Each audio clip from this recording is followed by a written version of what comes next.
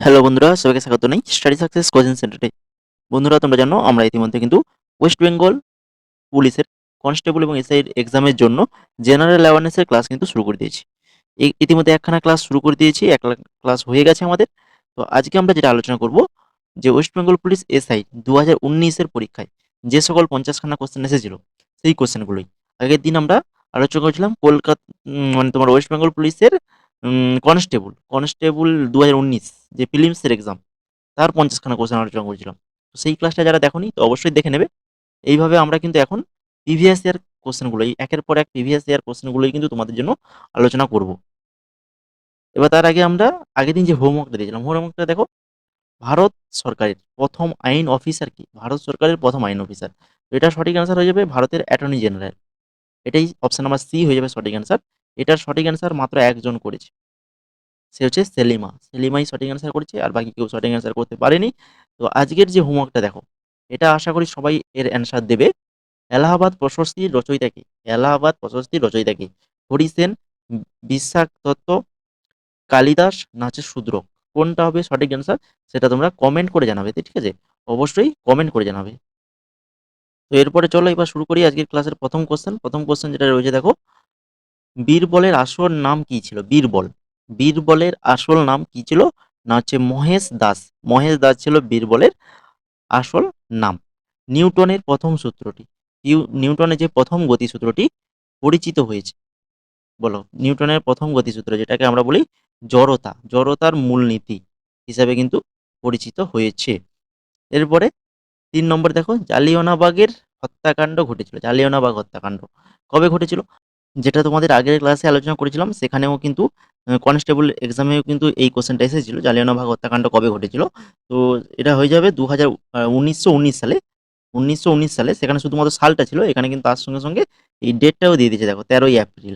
13ই April 1919 সালে, ঠিক আছে।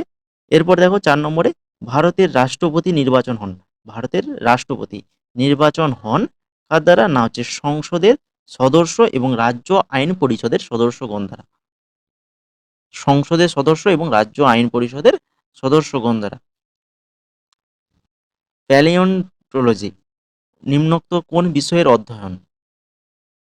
প্যালিওন্টোলজি নিম্নোক্ত কোন বিষয়ের অধ্যয়ন? এটা হচ্ছে উদ্ভিদ ও প্রাণী জীবাশ্ম, উদ্ভিদ ও প্রাণী জীবাশ্ম নিয়ে অধ্যয়নকে বলা হয় প্যালিওন্টোলজি। হীরা, হীরা শক্ত হওয়ার কারণ কি? হীরা দেখেছো, হীরা শক্ত। তো এটা শক্ত কেন? যার কারণ হচ্ছে সমস্ত 4টি ভ্যালেন্স ইলেকট্রন কোভ্যালেন্ট বন্ড দ্বারা প্রতিটি কার্বন পরমাণুর সাথে আবদ্ধ। সমস্ত 4টি ভ্যালেন্স ইলেকট্রন কোভ্যালেন্ট বন্ড দ্বারা প্রতিটি কার্বন পরমাণুর সাথে আবদ্ধ। লোকসভায় 0 আওয়ার, 0 আওয়ারের সর্বাধিক সময়কাল, 0 আওয়ারের সর্বাধিক সময়কাল কত? তো সঠিক answer option number A, 60 minute. অর্থাৎ 0 আওয়ার হচ্ছে কখন থেকে শুরু হয়? এটা মনে রাখবে, দুপুর 12টা থেকে, দুপুর 12টা থেকে 1টা পর্যন্ত। এটা হচ্ছে 0 আওয়ার বলা হয়। 1962 সালে ভারতের সংসদীয় কার্যাবলীতে 0 আওয়ার উপস্থাপিত হয়েছিল।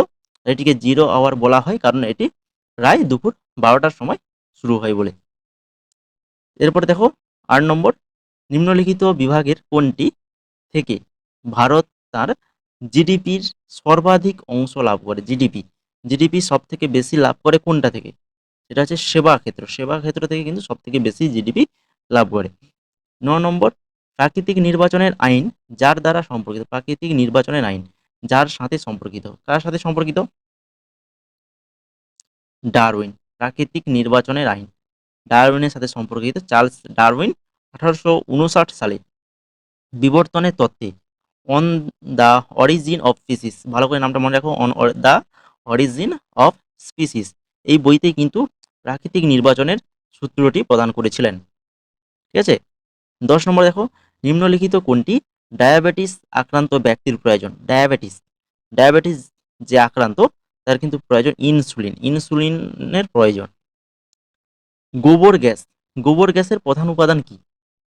গোবর গ্যাসের প্রধান উপাদান হচ্ছে মিথেন, মিথেন হচ্ছে গোবর গ্যাসের প্রধান উপাদান।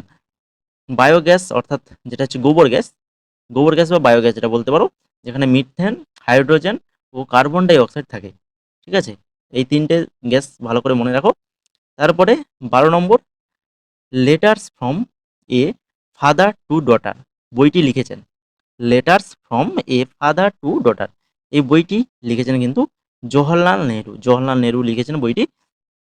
এরপরে 13 নম্বর, আফ্রিকা ইউরোপ থেকে পৃথক হয়েছে যার মাধ্যমে। আফ্রিকা, আফ্রিকা ইউরোপ থেকে পৃথক হয়েছে কার মাধ্যমে, কার দ্বারা? না হচ্ছে ভূমধ্য সাগর। ভূমধ্য সাগরের মাধ্যমেই কিন্তু আফ্রিকার ইউরোপ দুটো আলাদা হয়ে গেছে। এছাড়া তোমাদের আরও মনে রাখতে পারো এটা, কোনো যদি প্রণালী দেওয়া থাকে, ঠিক আছে, এখানে কি দেওয়া ছিল, ভূমধ্য সাগর দেওয়া ছিল, তো যদি প্রণালী যদি অপশানে থাকে তখন কিন্তু এই যে এইটা করবে, জিব্রাল্টার প্রণালী। জিব্রাল্টার প্রণালী, এটি একটি সংকীর্ণ জলপথ যা ভূমধ্যসাগর থেকে আটলান্টিক মহাসাগরকে আলাদা করেছে। ভূমধ্যসাগরকে আটলান্টিক, ভূমধ্যসাগর থেকে আটলান্টিক মহাসাগরকে ভাগ করেছে, এবং সেই সঙ্গে মনে রাখবে আফ্রিকা এবং ইউরোপ দুটোকে আলাদা করেছে কিন্তু এই জিব্রাল্টার প্রণালী। 14 নম্বরে দেখো, কাতার। কাতারে অনুষ্ঠিত 2022 ফিফা বিশ্বকাপ কোন দেশ জিতেছে? তো এটা 2019, 18 ছিল, 18 কি 19 ছিল অপশানে। তো সেখান থেকে আমরা 2022 এটা আপডেট করে দিয়েছি তোমাদের জন্য, কারণ যেহেতু তোমরা 2024-এ এক্সাম দেবে এই জন্য 22টা করে দিয়েছি। তো এটা সঠিক অ্যান্সার হয়ে যাবে কি, আর্জেন্টিনা, তাই তো। কাতারে অনুষ্ঠিত হয়েছিল 2022-এর ফিফা বিশ্বকাপ, যেখানে তোমাদের আর্জেন্টিনা, আর্জেন্টিনা কিন্তু জয়লাভ করেছিল, ঠিক আছে। 15 নম্বর, নিচের কোনটি বর্তমান ভারতের বৃহত্তম পাবলিক সেক্টর বাণিজ্য ব্যাংক? বৃহত্তম পাবলিক সেক্টর বাণিজ্যিক ব্যাংক, সেটা হচ্ছে এই যে ভারতীয় স্টেট ব্যাংক। ভারতীয় স্টেট ব্যাংক অর্থাৎ SBI, state bank of India. SBI, state bank of India, যেটা কিন্তু ভারতের বৃহত্তম পাবলিক সেক্টর বাণিজ্যিক ব্যাংক। নিম্নলিখিত এককগুলির মধ্যে কোনটি তড়িৎ পরিমাপের একক নয়? তড়িৎ পরিমাপের একক নয়। কুলম, সেটা কিন্তু তড়িৎ পরিমাপের একক। সিমেন, এটাও কিন্তু ওহম, এটাও কিন্তু তড়িৎ পরিমাপের একক, কিন্তু যেটা হচ্ছে অ্যাংস্ট্রম। অ্যাংস্ট্রম এটা কিন্তু তড়িৎ পরিমাপের একক নয়। তাহলে এটা কি? না, এটা হচ্ছে দৈর্ঘ্যের একক, যা খুব কম দূরত্ব পরিমাপ করতে কিন্তু ব্যবহার করা হয় এই অ্যাংস্ট্রম এককটি। আন্তর্জাতিক শ্রম সংস্থার সদর দপ্তর অবস্থিত। আন্তর্জাতিক শ্রম সংস্থা, যার সদর দপ্তর রয়েছে জেনেভাতে। কোথায় রয়েছে? জেনেভাতে রয়েছে। ভারতীয় অরণ্য গবেষণা কেন্দ্র কোথায় অবস্থিত? ভারতীয় অরণ্য গবেষণা কেন্দ্র দেরাদুনে রয়েছে, দেরাদুন। গরুর দুগ্ধ নিম্নোক্ত কোন ভিটামিনে সমৃদ্ধ? তো গরুর দুগ্ধ, তো এই কোশ্চেনটা একটু কনফিউশন কোশ্চেন রয়েছে, কেন আমরা তোমাদের আগের দিন যে কোশ্চেন আলোচনা করেছিলাম, কোশ্চেনগুলো আলোচনা করে 50খানা, সেখানে দেখবে যে গরুর দুধকে কেন এখন সুষম খাদ্য বলা হয় না? কেননা দুধের মধ্যে এই যে ভিটামিন সিটা থাকেন, যার কারণে। তো বাকি যে ভিটামিনগুলো, ভিটামিন বি, ডি, এ, এই প্রত্যেকটাই কিন্তু এই দুধের মধ্যে আছে, ঠিক আছে। এই দুধের মধ্যে বি, ডি, এ প্রত্যেকটাই আছে, তো ভিটামিন সিটা নেই। তো এর জন্য এই কোশ্চেনটা একটু কনফিউশনে আছে। তোমরা মনে রাখবে গরুর দুধে এই সব ভিটামিনগুলো রয়েছে, ভিটামিন সি কিন্তু নেই। লোহা এবং ভিটামিন সি এই দুটো না থাকার জন্য দুধ কিন্তু সুষম খাদ্য নয়। এখন কিন্তু দুধকে সুষম খাদ্য বলা হয় না। এরপর দেখো 20 নম্বর কোশ্চেন, কুঞ্জরানী দেবী, কুঞ্জরানী দেবী নামটি জড়িত কিসের সাথে জড়িত? না হচ্ছেন ভার উত্তোলন। ইনি কিন্তু একজন ভার উত্তোলক। ভারতের আয়কর, ভারতের আয়কর হলো প্রত্যক্ষ ও প্রগতিশীল, প্রত্যক্ষ ও প্রগতিশীল। ভারতের উপকূল রেখার দৈর্ঘ্য, ভারতের উপকূল রেখার দৈর্ঘ্য কত? 7,516, 7,516.6 কিলোমিটার, 7,516.6 কিলোমিটার। নিম্নোক্ত কোনটি নাইট্রোজেন ফিক্সিং ব্যাকটেরিয়ার উদাহরণ? নাইট্রোজেন ফিক্সিং ব্যাকটেরিয়া নিচের মধ্যে কোনটা? রাইজোবিয়াম, রাইজোবিয়াম হচ্ছে নাইট্রোজেন ফিক্সিং ব্যাকটেরিয়া। নিম্নোক্ত যে কণাটি সালোক সংশ্লেষ প্রক্রিয়া সাহায্য করে? সালোক সংশ্লেষ প্রক্রিয়ায় সাহায্য করে কোনটা? অপশানগুলো পড়ো, পড়লেই বুঝতে পারবে। ক্রোমোটোফোর, লিউকোপ্লাস্ট, ক্লোরোপ্লাস্ট আর ক্রোমোটোপ্লাস্ট। তোমরা জানো সালোক সংশ্লেষে কি পাতায় যে ক্লোরোফিল থাকে, যার কারণে কিন্তু গাছ তার খাদ্য তৈরি করতে পারে। তো সেই ক্লোরোফিল, সেখান থেকে যে ক্লোরোপ্লাস্ট, এইভাবে মনে রেখে দেবে, ঠিক আছে। ক্লোরোপ্লাস্ট। পৃথিবীর শুষ্কতম মরুভূমি, পৃথিবীর শুষ্কতম মরুভূমি হলো, পৃথিবীর শুষ্কতম মরুভূমি সেটা হচ্ছে আটাকামা। কি মরুভূমি? আটাকামা মরুভূমি। আটাকামা মরুভূমি পৃথিবীর বৃহত্তম কুয়াশাচ্ছন্ন মরুভূমি, এটাও মনে রাখবে। থর, থর মরুভূমি এটা বৃহত্তম ভারতীয় মরুভূমি হিসেবে পরিচিত। ভারতের বৃহত্তম মরুভূমি থর মরুভূমি, এবং এটি ভারতীয় উপমহাদেশের উত্তর পশ্চিমাঞ্চলে অবস্থিত। আর সাহারা, সাহারা হচ্ছে এটি আফ্রিকা মহাদেশের বৃহত্তম উষ্ণ মরুভূমি, আফ্রিকা মহাদেশের বৃহত্তম উষ্ণ মরুভূমি সাহারা। আর গোবি যেটা, গোবি হচ্ছে শীতকালীন শীতল এই মরুভূমিটি চীন এবং মঙ্গোলিয়ায় অবস্থিত, চীন এবং মঙ্গোলিয়ায় অবস্থিত। ২৬ নম্বর দেখো, নিচের কোনটি দক্ষিণ এশীয় আঞ্চলিক সহযোগিতা সংস্থা অর্থাৎ সার্ক, সার্কের সদস্য নয় কি? সার্কের সদস্য নয়, সেটা কোনটা? যে মায়ানমার, মায়ানমার কিন্তু সার্কের সদস্য নয়। এটা মনে রাখার সহজ টেকনিক তোমাদের আজকে বলে দেবো। সার্কের যে যে সদস্য ৮খানা সদস্য দেশ রয়েছে, ঠিক আছে? তো সেই ৮খানা সদস্য দেশ যেগুলো হচ্ছে আফগানিস্তান, বাংলাদেশ, ভুটান, ভারত, মালদ্বীপ, নেপাল, পাকিস্তান, শ্রীলঙ্কা। তো এগুলো মনে রাখার শর্ট ট্রিক সেটা হচ্ছে এই যে এমবিবিএস পেন, এমবিবিএস পেন এই কথাটা যদি মনে রাখো তাহলে কিন্তু প্রত্যেকটা দেশের নাম ৮খানা দেশের নাম তোমরা মনে রাখতে পারবে। কিভাবে? এম মানে মালদ্বীপ, বি আছে মানে ভুটান আর হচ্ছে বাংলাদেশ, তারপরে এস এ হচ্ছে শ্রীলঙ্কা, পি তে পাকিস্তান, এ তে আফগানিস্তান, আই তে ইন্ডিয়া যেটা ভারত, আর এন তে হচ্ছে নেপাল। এই কথাটা মনে রাখলে ৮খানা সার্কের সদস্য মনে রাখতে পারবে। ১৯৮৫ সালে ৭ থেকে ৮ ডিসেম্বর সার্কের প্রথম শীর্ষ সম্মেলন কোথায় হয়েছিল? বাংলাদেশের ঢাকাতে। সার্কের প্রথম শীর্ষ সম্মেলন হয়েছিল বাংলাদেশের ঢাকায় ১৯৮৫ সালে। এ কথাগুলোও মনে রাখবে। ২৭ নম্বর, নিম্নোক্ত কোনটি ভেক্টর রাশি? ভেক্টর রাশি কোনটা? তো প্রথমেই দেখতে পাচ্ছ বল, বল কিন্তু একটি ভেক্টর রাশি। তাহলে এখানে আমরা স্কেলার রাশি এবং কিছু ভেক্টর রাশির উদাহরণ তোমাদের দিয়ে দিয়েছি। এইটা মনে রাখলেই তোমরা এই স্কেলার রাশি, ভেক্টর রাশি থেকে যে কোনো প্রশ্ন আসুক না কেন অ্যান্সার করে দিতে পারবে। এই যে ভর, আয়তন, ঘনত্ব, সময়, তাপমাত্রা, বৈদ্যুতিক প্রবাহ, দূরত্ব, শক্তি, দ্রুতি, এগুলো প্রত্যেকটা হচ্ছে স্কেলার রাশির উদাহরণ। আর সরণ, বেগ, বল, ওজন, টর্ক, ভরবেগ, ত্বরণ, বেগ। বেগ এটা দুবার হয়ে গেছে এখানে। তো দেখতে পাচ্ছ বেগ দুবার হয়ে গেছে, একটা কেটে দিলাম। তো এগুলো হচ্ছে কি ভেক্টর রাশি, ঠিক আছে? এরপরে চলে যাবো ২৮ নম্বরে। ১৭৬১ সালের পানিপথের তৃতীয় যুদ্ধ। পানিপথের তৃতীয় যুদ্ধ কবে? ১৭৬১ সালে। তো এই যুদ্ধের সময় পেশোয়া কে ছিলেন? যুদ্ধের সময় পেশোয়া কে ছিলেন? তো তখন ছিলেন হচ্ছেন এই যে বালাজি বাজিরাও, বালাজি বাজিরাও ছিলেন। জলদাপাড়া অভয়ারণ্য, এটা এবারের ফুড এসআইতে এক্সামে এসেছিল। ফুড এসআই, ফুড এসআই এক্সামে এবারে এসেছিল। জলদাপাড়া অভয়ারণ্য কোথায় অবস্থিত? তো সঠিক অ্যান্সার অপশন নাম্বার বি, আমাদের পশ্চিমবঙ্গ। পশ্চিমবঙ্গে রয়েছে জলদাপাড়া অভয়ারণ্য, তাই কি না? এই জলদাপাড়া জাতীয় উদ্যান, তোমাদের এই ফুড এসআই যে কোশ্চেন পেপারে কিন্তু ইতিমধ্যে পর্ষদ থেকে পাবলিশ করে দিয়েছে ওয়েবসাইটে। আমরা সেই কোশ্চেনটা কিন্তু তোমাদের টেলিগ্রামে দিয়ে দিয়েছি। আমাদের যে টেলিগ্রাম চ্যানেল রয়েছে সেখানে দিয়ে দিয়েছি, সেখানে তোমরা দেখতে পারো কী ধরনের কোশ্চেনগুলো এসেছিল। তো পরবর্তীতে আমরা ওই কোশ্চেনগুলো নিয়েই কিন্তু আমরা একটা ক্লাস করবো তোমাদের জন্য, ঠিক আছে? যে ছখানা শিফট, ছখানা শিফটের ছখানা কোশ্চেন পেপার, প্রত্যেকটা কোশ্চেন নিয়েই আমরা আলোচনা করবো তোমাদের। তো সেই কোশ্চেনগুলো দিয়ে দিয়েছি, তোমরা কোশ্চেনগুলো দেখতে পারো, ঠিক আছে? জলদাপাড়া জাতীয় উদ্যান পশ্চিমবঙ্গের জলপাইগুড়ি জেলার আলিপুরদুয়ার মহকুমা পূর্ব হিমালয়ের পাদদেশে ও তোর্ষা নদীর পাড়ে অবস্থিত একটি জাতীয় উদ্যান, ঠিক আছে? এই এক লাইনের মধ্যে সমস্ত কিছু আমি এখানে তথ্য দিয়ে দিয়েছি, দেখে নাও। এরপরে দেখো ৩০ নম্বর, সূর্যের আলো কোনো ব্যক্তিকে তার স্বাস্থ্যের উন্নতি করতে সহায়তা করে, কারণ সূর্যের আলো যে কোনো ব্যক্তির স্বাস্থ্যের কিন্তু উন্নতি করতে সাহায্য করে। কিসের কারণে সাহায্য করে? না হচ্ছে অতিবেগুনি রশ্মি ত্বকের তেলকে ভিটামিন ডি তে রূপান্তরিত করে। এই সূর্যের রশ্মি থেকে আমরা কি পাই? শরীরে ভিটামিন ডি পেয়ে থাকি, তাই কি না? এরপরে ৩১ নম্বর, ৩১ নম্বরে যাওয়ার আগে তোমাদের বলি অবশ্যই তোমরা আমাদের চ্যানেলটাকে এখন যারা সাবস্ক্রাইব করোনি তো অবশ্যই সাবস্ক্রাইব করে দাও। আর ক্লাসটাকে লাইক করোনি তো অবশ্যই লাইক করবে, ক্লাস শুরু হওয়ার সঙ্গে সঙ্গে তো লাইক করে দেবে, ঠিক আছে? তো লাইক যারা করোনি করে দাও বরাবর। লাইক করে দিয়েছো, ঠিক আছে? তো এবার দেখো টেলিগ্রাম চ্যানেল, আমাদের টেলিগ্রাম চ্যানেল রয়েছে যার লিঙ্ক তোমরা ডেসক্রিপশনে পেয়ে যাবে।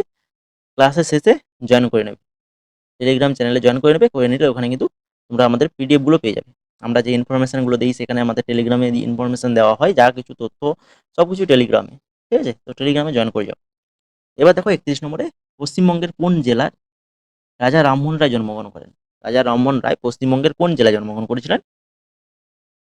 সঠিক answer option number A, Hooghly, Hooghly জেলায় জন্মগ্রহণ করেছিলেন। ১৭৭২ সালের ২২শে মে হুগলি জেলার রাধানগর গ্রামে এক সম্ভ্রান্ত ব্রাহ্মণ পরিবারে রামমোহন রায়ের জন্ম হয়েছিল।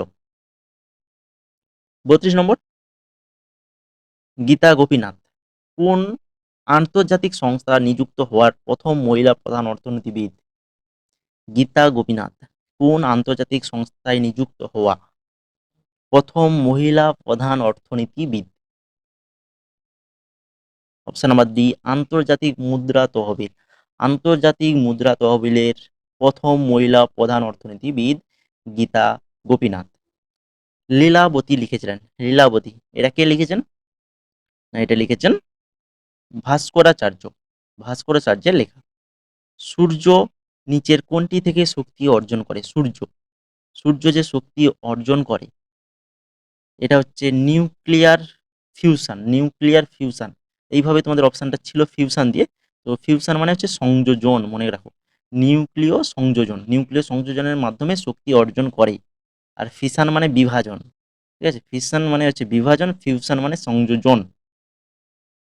এরপরে চলে যাও 35 নম্বরে। 35 নম্বরে কি রয়েছে না হচ্ছে অ্যাথলেটস ফুট। অ্যাথলেটস ফুট রোগটি যার দ্বারা সৃষ্ট, কিসের দ্বারা সৃষ্ট? এই অ্যাথলেটস ফুট, এটা ছত্রাক, ছত্রাক গঠিত একটি রোগ। বাতাসে শব্দের বেগ স্বাভাবিক অবস্থায়, স্বাভাবিক অবস্থায় বাতাসে শব্দের বেগ কত? 332 meter per second, 332 meter per second. NATO খুবই একটা গুরুত্বপূর্ণ কোশ্চেন, এই যে এটা একটা এনএটিও, ন্যাটোর, ন্যাটোর সম্পূর্ণ রূপ কি? ন্যাটোর পুরো নাম হচ্ছে North Atlantic territory organization, North Atlantic territory organization ন্যাটোর কিন্তু সম্পূর্ণ নাম। 1949 সালে 4 এপ্রিল প্রতিষ্ঠিত একটি সামরিক সহযোগিতা জোট ন্যাটো, যার সদর দপ্তর রয়েছে ব্রাসেলস, বেলজিয়ামে। ঠিক আছে, ন্যাটো হলো ইউরোপ ও উত্তর আমেরিকা 32টি দেশের একটি রাজনৈতিক ও সামরিক জোট, 32টি দেশ, ঠিক আছে ন্যাটোর মধ্যে। আর সম্প্রতি এই 32 নম্বর দেশ হিসাবে যোগ দিয়েছে কে? সুইডেন। এইটা ভালো করে মনে রাখবো, কারণ এবারে আসার মতো একটা কোশ্চেন। 32 নম্বর দেশ হিসাবে ন্যাটোতে যুক্ত হয়েছে সুইডেন, ঠিক আছে, ভালো করে মনে রাখো।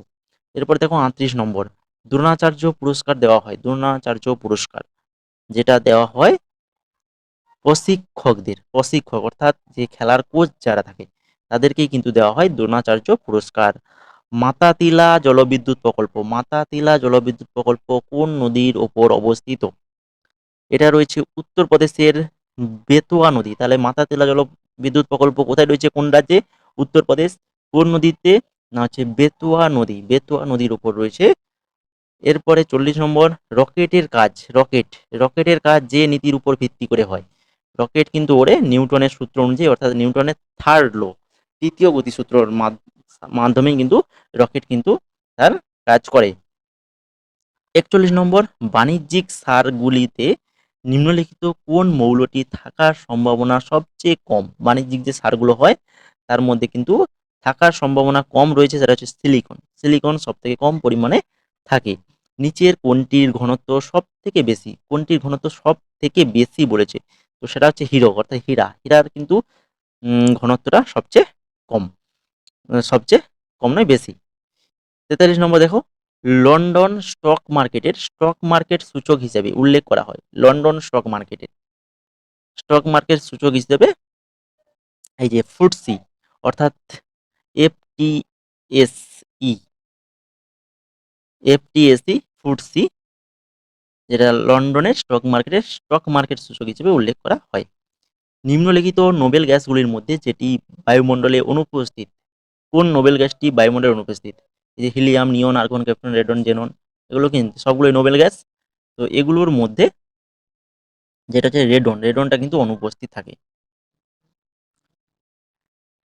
ট্র্যাক অ্যান্ড ফিল্ড তারকা কার্ল লুইস, ভালো করে নামটা মনে রাখো, ট্র্যাক অ্যান্ড ফিল্ড তারকা কার্ল লুইস 1984 সালে অলিম্পিক গেমসে কয়টি স্বর্ণপদক জিতেছে? অলিম্পিক গেমসে কয়টি স্বর্ণপদক জিতেছে? ইনি কিন্তু 4টি স্বর্ণপদক জিতেছে, 4টি। মোট 8খানা পদক জিতেছে তিনি 1984 সালে অলিম্পিক গেমসে, 4টা, 100 মিটার, 200 মিটার, 400 ইন্টু 100 মিটার, আর হচ্ছে লং জাম্প। আর 1988 সালে দুটো 100 মিটারে, আর লং জাম্পে 1992তে দুটো 4 ইন্টু 100 আর হচ্ছে লং জাম্প। আর 1996 সালে একটি, যেটা হচ্ছে লং জাম্প। মোট 8খানা স্বর্ণপদক জিতেছে। 46 নম্বর দেখো, নিচের কোনটি রিজার্ভ ব্যাংকের কাজ নয়? রিজার্ভ ব্যাংক অর্থাৎ আরবিআই, আরবিআইয়ের কাজ নয় কোনটি? সাধারণ মানুষের আমানত গ্রহণ করা। সাধারণ মানুষের আমানত গ্রহণ করা কিন্তু এটা আরবিআইয়ের কাজ নয়।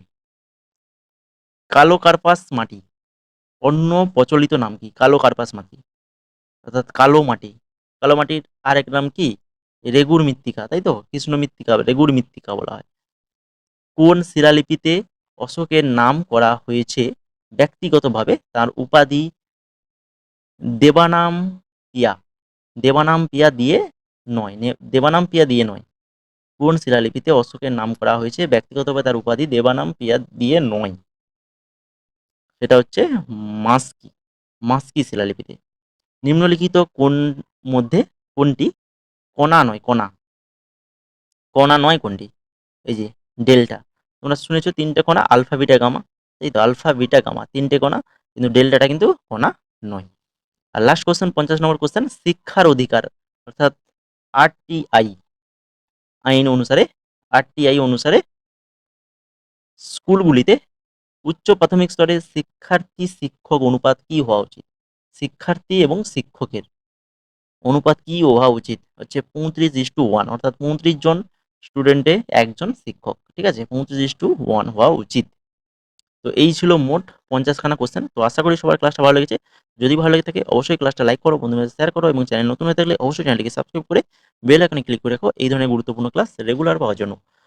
ঠিক আছে, আগের ক্লাসটা যারা দেখোনি অবশ্যই দেখে নাও, ডেসক্রিপশনে লিঙ্ক রয়েছে, এবং সেই সঙ্গে টেলিগ্রামে এখনো যারা যুক্ত করোনি তো অবশ্যই যুক্ত হয়ে যাও। যুক্ত হয়ে গেলে কিন্তু তোমরা এখানে পিডিএফগুলো পেয়ে যাবে। আমরা ফুড এসের যে পিডিএফগুলো দিয়েছি ও পিডিএফগুলো কিন্তু তোমরা অবশ্যই মানে কালেক্ট করে নেবে, কেন ওখান থেকেও কিন্তু তোমাদের কোশ্চেন কমন আসবে। তোমরা দেখলেই তো যে ফুড এসের এক্সামে এসছে, আবার এই ওয়েস্ট বেঙ্গল পুলিশের এক্সামেও এসছে। তো ওই কোশ্চেন, ওই যে পিডিএফটা দিয়েছি সেখানে কিন্তু অনেকগুলো পিডিএফ দিয়ে দিয়েছি। তোমরা নিচের দিকে একটু মানে উপর থেকে নিচের দিকে নামিয়ে আসবে, এলেই তোমরা পিডিএফগুলো দেখতে পাবে, সেগুলো তোমরা মোবাইলে সেভ করে